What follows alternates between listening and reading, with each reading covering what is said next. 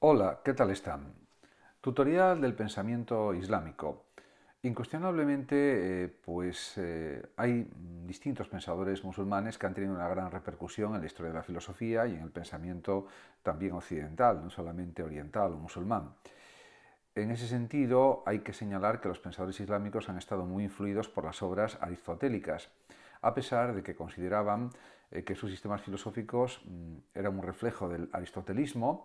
También había influencias del neoplatonismo, por supuesto, ya que se habían atribuido erróneamente al Estagirita distintas obras neoplatónicas. En cuanto a las principales cuestiones o problemas que trataron los filósofos islámicos, serían, por ejemplo, el intelecto agente, la emanación, la cuestión de la esencia y la existencia y el alma. En relación con el intelecto agente, pues Aristóteles había distinguido entre intelecto paciente e intelecto agente y afirmó que este último tenía la función de captar la esencia, la forma individual y común a un conjunto de seres. En este sentido, los pensadores musulmanes, tomando ideas neoplatónicas, reelaborarán la noción de intelecto agente para convertirlo en una especie de emanación espiritual divina. Por otra parte, también está la cuestión de la emanación. En ese sentido, la mayoría de los pensadores musulmanes vinculan a Dios con el mundo material mediante la noción neoplatónica de emanación. También está la cuestión de la esencia y la existencia, ya que la reflexión sobre Dios y el mundo se enriqueció considerablemente cuando se estableció la diferencia entre esencia y existencia, algo que también realizó, por supuesto, Santo Tomás de Aquino en la Edad Media también, otro pensador medieval, como los que voy a comentar un poco en este tutorial, y que conduce a su vez a distinguir entre ser necesario y ser posible. Por ejemplo, esta distinción está presente en Alfarabi y en Avicena. En cuanto a la otra cuestión, sería la del alma, ya que algunos pensadores musulmanes defendieron que el alma era mortal. Esta tesis irrumpió en Europa en el siglo XIII, cuando se tradujeron las obras musulmanas al latín. En cuanto a los principales filósofos musulmanes, se puede decir que son varios. Está Al-Kindi, Al-Farabi, Avicena, Al-Ghazal y Averroes fundamentalmente, aunque fueron más, pero estos son quizás los más importantes. En cuanto al Kindi, pues decir que nació en el año 801 y murió en Bagdad en el año 1873. Se puede pensar que es el primer filósofo musulmán destacado.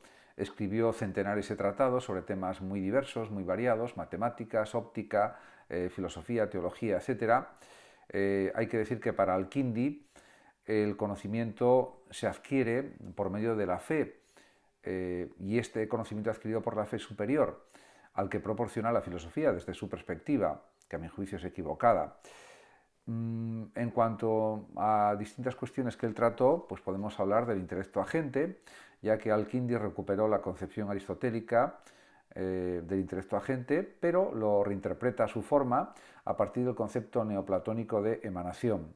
En ese sentido, el intelecto agente para Al-Kindi no es un intelecto personal, individual, sino que, tal como defendía Aristóteles, es un intelecto colectivo, y es también, de alguna manera, una emanación divina compartida por todos los seres humanos, como la inteligencia abstracta humana, podríamos decir, o algo similar. Además, pues hay que señalar que para Al-Kindi el ser humano tiene un intelecto paciente, individual, que al entrar en relación con el intelecto agente, común a todos los seres humanos, le permite adquirir las formas o esencias con las que puede captar y comprender la realidad concreta. En ese sentido, el intelecto agente es, por tanto, el dador de formas. En cuanto a Dios y el universo, Al-Kindi también reflexionó sobre la necesidad de la existencia de Dios y elaboró diversos argumentos en este aspecto, en este sentido. Podemos decir que la principal preocupación respecto de este tema consistía en introducir el concepto religioso de creación en la reflexión filosófica. Para Al-Kindi diríamos que, a diferencia de Aristóteles, el universo no es eterno, sino una sucesión de causas. Por tanto, ha necesitado un inicio en el tiempo y de una causa primera, que Al-Kindi identifica con un creador y un inicio en el tiempo. En este sentido se acerca al cristianismo. Alá sería el iniciador del mundo, el creador del mundo, etc. Por otro lado, para Al-Kindi el universo está profundamente ordenado y la parte más minúscula del mismo lo refleja en su totalidad. de modo que la creación necesita de una creación que haya ordenado y dispuesto el universo tal como es, y este ser supremo es Dios. Por lo tanto, es una reafirmación de la existencia de Alá, de Dios. En cuanto a otro de los grandes filósofos musulmanes, pues podemos pensar en Al-Farabi. Al-Farabi nació en el año 870 y murió en 950. Nació en Farab, actual Uzbekistán, y este filósofo era llamado por sus coetáneos maestro segundo, siendo Aristóteles el maestro primero. Se le considera el primer gran filósofo musulmán. Al-Farabi defiende que tanto la filosofía como la religión llegan a las mismas verdades, pero lo hacen a través de procedimientos y métodos diferentes.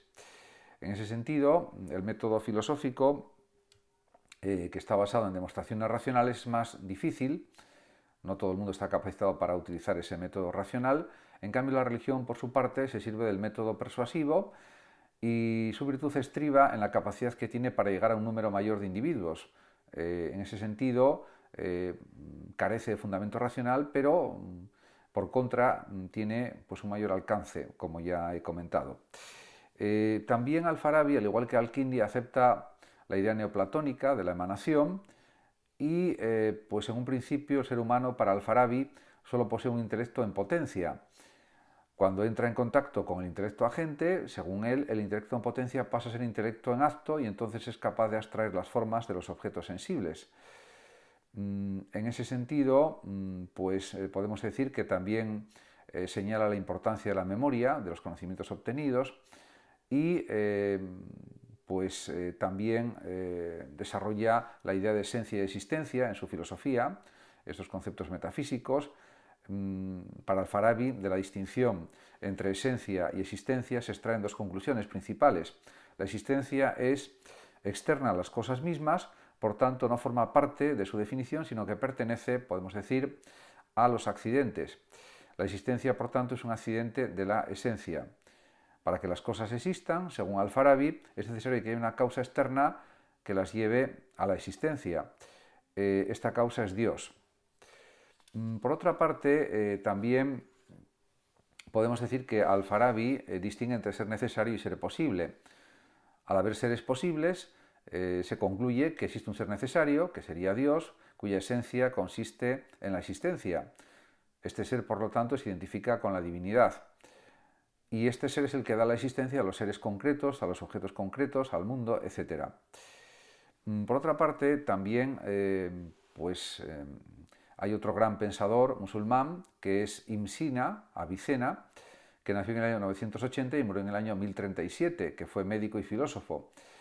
Nació cerca de Bukhara, en la actual Uzbekistán, y es el filósofo musulmán más influyente, tanto en el mundo islámico como en Occidente, aunque algunas de sus aportaciones ya habían sido avanzadas por otros pensadores. En este sentido, hay que decir que Avicena escribió numerosas obras, cerca de medio millar, en las que expuso conocimientos de tipología muy variada. Además de sus tratados filosóficos, destacan sus obras de medicina. Como filósofo, su tarea fundamental consistió en sintetizar el pensamiento de Aristóteles con el neoplatonismo y reunir a su vez esta síntesis filosófica con los dogmas de la religión musulmana. Una de sus tesis o afirmaciones más influyentes, y que en Europa fue toda una provocación, es la afirmación de que el universo, que es resultado de la obra de Dios, es eterno en el tiempo, como ya había afirmado por otra parte Al-Farabi. En cuanto al intelecto agente, Avicena también basó su teoría del conocimiento en concepciones neoplatónicas. Para este filósofo, al igual que para Al-Kindi y Al-Farabi, el intelecto agente cumple dos funciones. Da las formas abstractas que permiten conocer al ser humano y dota también de formas a los seres concretos y materiales. Aquí se nota también la influencia aristotélica. En ese sentido, el conocimiento es posible para Avicena porque hay un puente entre el pensamiento y la realidad, que es el intelecto agente. Por cierto, Avicena, que fue un gran médico y filósofo, se leyó, según se cuenta, 40 veces la metafísica de Aristóteles, hasta aprendérsela de memoria. En cuanto a la distinción entre esencia y existencia, Avicena recupera la distinción entre ambas, introducida por Al-Farabi, y en ese sentido, con esta interpretación, al igual que Al-Farabi, se separaba de los que defendían que una lectura estricta del Corán, como Al-Kindi, según la cual el universo se había creado en un momento concreto en el tiempo, era la mejor, porque diríamos que para Avicena Dios ha existido desde siempre y por tanto desde toda la eternidad ha existido la causa del universo. En consecuencia, el universo ha existido durante toda la eternidad, en contra de un planteamiento que sugiriera que Alá o Dios creó el universo, que creó el mundo. Y también hay que decir que en relación con otras cuestiones desarrolladas por Avicena, formuló este gran pensador musulmán por vez primera el argumento ontológico, que en Occidente sería conocido a través de Anselmo de Canterbury, que recibiría el nombre por parte de Kant de argumento ontológico de San Anselmo. El argumento ontológico que desarrolló Avicena intenta demostrar que la idea misma de ser necesario está contenida en la existencia. Partiendo de la definición de Dios, por tanto, para Avicena es necesario concluir necesariamente que existe. El propio concepto de ser necesario es la prueba de la existencia de Dios. De esta forma, Avicena intentaba probar la existencia de Dios exclusivamente a través del uso de la razón. En cuanto al alma, se puede afirmar que la antropología de Avicena se basa en la tesis aristotélica de que el alma da forma al cuerpo, pero añade que además es una realidad espiritual independiente. Con esta afirmación pretende corregir las tesis aristotélicas que defendían que el alma era meramente la forma y la organización del cuerpo y que estaba en relación con la propia vida. Era como, diríamos, la energía vital también. Avicena además expuso su tesis de la existencia de un alma independiente del cuerpo por medio de un ingenioso razonamiento conocido como el argumento del hombre suspendido. Este argumento consiste en imaginar a un individuo suspendido en el vacío, de modo que no percibe ningún estímulo del mundo. Avicena se plantea entonces, ¿sabrá el hombre suspendido que existe? Es decir, ¿necesita el alma racional de la mediación del cuerpo y de los datos sensoriales para determinar su propia existencia? La respuesta es que el hombre suspendido sabe que existe, según Avicena, sin requerir de ninguna información del cuerpo. Por este motivo, por esta razón, Avicena llega a la conclusión de que el alma es una realidad espiritual que se encuentra en el cuerpo, pero que es independiente del propio cuerpo. En cuanto a otro filósofo musulmán que se puede comentar, su filosofía es Al-Ghazali o Al-Ghazali, que murió en el año 1111 y había nacido en el año 1058, cuyo nombre latinizado es Al-Ghazal, y que nació cerca de Mesed, actual Irán. Fue un pensador brillante y realmente paradójico. Su intención era demostrar la debilidad e inutilidad de la filosofía en contraste con la fe. Y también hay que decir que Al-Ghazal afirma que el discurso filosófico o bien es capaz de probar afirmaciones fundamentales de la teología, como la creación, la inmortalidad del alma, o bien lleva a error. También realmente tuvo una influencia notable en la filosofía de su tiempo. Y por último, hay que hablar algo o comentar algo de Averroes, Ibn Rus, que nació en Córdoba, Averroes, en el año 1126 y murió en Marruecos en el año 1198. Es conocido como Averroes y está considerado en Occidente como el principal pensador árabe. Sus obras fueron prohibidas en el mundo islámico, por lo que su influencia en Oriente fue prácticamente nula. Sin embargo, las traducciones realizadas al hebreo y al latín permitieron a los filósofos occidentales, tanto judíos como cristianos, tener acceso a su pensamiento, y las versiones de su obra contenían errores de traducción, por lo que en ocasiones sus ideas fueron interpretadas de forma errónea o equivocada.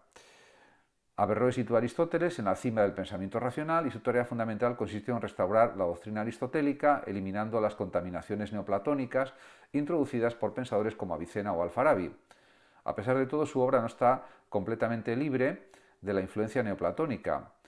Tradicionalmente se ha valorado a Averroes exclusivamente por sus comentarios a la obra de Aristóteles. De hecho, fue conocido como el comentador.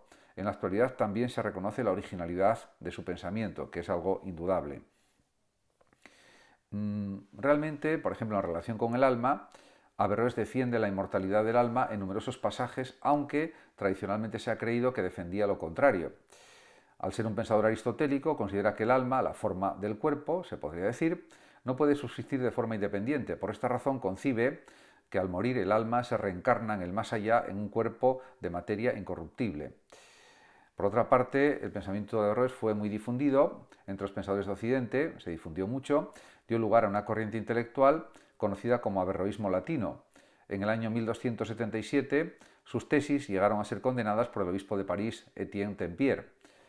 Además, la fama de Averroes se fundamentó especialmente en tres afirmaciones, aunque no todas ellas se encuentran propiamente en sus escritos filosóficos, en sus tratados: la doctrina de la doble verdad, la negación de la inmortalidad del alma y la afirmación de la eternidad del mundo. En relación con la doctrina de la doble verdad, pues Averroes tiene la convicción de que la fe y la razón nunca pueden contradecirse. Sin embargo, si se contrastan las doctrinas aristotélicas con el Corán, se aprecian contradicciones evidentes y manifiestas. Para solventar este problema, los averroístas latinos defenderán la doctrina de la doble verdad. En ese sentido, el filósofo y el creyente pueden alcanzar conclusiones igualmente verdaderas y a pesar de que sean opuestas. Averroes en realidad afirmó explícitamente todo lo contrario: la verdad no puede contradecir a la verdad. En cuanto a la mortalidad del alma, a pesar de que Averroes criticó duramente a quienes defendían estas afirmaciones, su nombre ha quedado vinculado a la creencia en la mortalidad del alma. Sus reflexiones en torno al intelecto agente pues fueron interpretadas como si afirmara que el intelecto agente, separado de los seres humanos, fuera la única inteligencia eterna, lo que condenaba a las almas humanas, se podría decir, a perecer con la muerte del cuerpo. En cuanto a la eternidad del mundo, Averroes, siguiendo lo que decía Aristóteles, mantuvo que el cosmos ha existido durante toda la eternidad. Esta afirmación se opone al dogma religioso según el cual el mundo ha sido creado por Dios en un instante del pasado, y es la única de sus afirmaciones fundamentales que puede encontrarse presentada explícitamente en sus obras. Muchas gracias a todos por su atención. No os olvidéis de dar like a este vídeo, de suscribiros a mi canal y de compartir este vídeo. Hasta siempre.